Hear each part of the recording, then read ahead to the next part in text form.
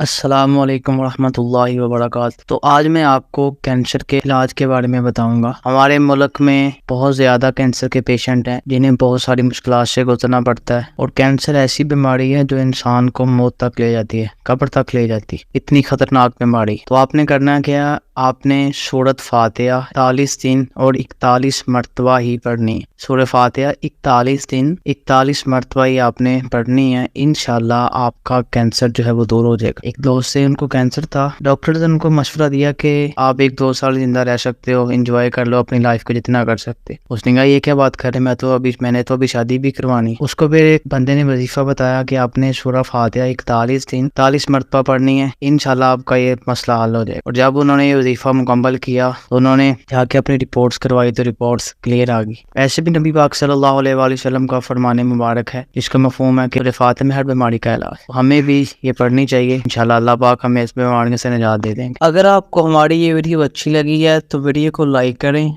और चैनल को भी सब्सक्राइब करें ताकि हर आने वाली नई वीडियो का लिंक आप तक पहुंच सके। Thank you.